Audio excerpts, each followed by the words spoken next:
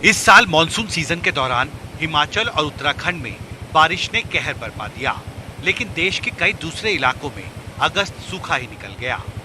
Monsoon के दौरान अगस्त महीने में अब तक की सबसे कम बारिश रिकॉर्ड की गई है।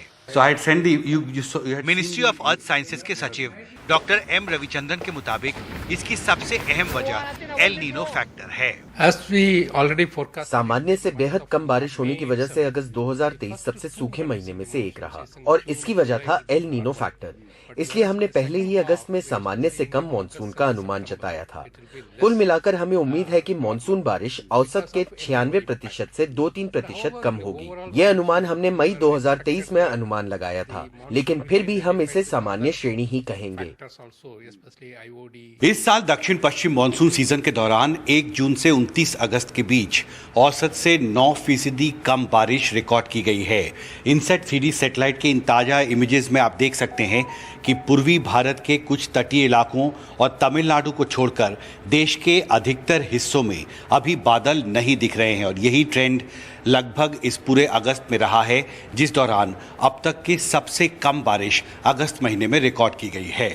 मौसम विभाग के मुताबिक केरल में 1 जून से 30 अगस्त के बीच बारिश औसत से 48% कम रिकॉर्ड की गई है, जो देश में सबसे कम है। इस दौरान झारखंड में औसत से 36% और कर्नाटक में औसत से 21% कम बारिश रिकॉर्ड की गई। उत्तर प्रदेश में बारिश औसत से 15% कम और पश्चिम बंगाल में औसत से 13% कम रही। क्या ये जो नुकसान हुआ है इसकी भरपाई हो पाएगी सितंबर में?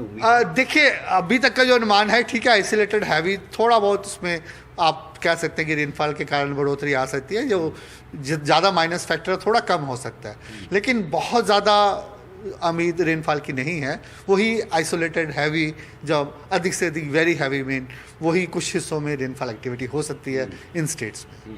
यानी कुछ रिकवरी होगी ओवरऑल मॉनसून की। हाँ जी, ईस्ट इंडिया में कुछ रिकवरी होने की प्रोबेबिलिटी है। इस साल मॉनसून अनियमित रहा है, जिसकी वजह से कहीं आम लोगों को आपदा झेलनी पड़ी तो कहीं किसान पानी की किल्लत से जूझने को मजबूर हैं।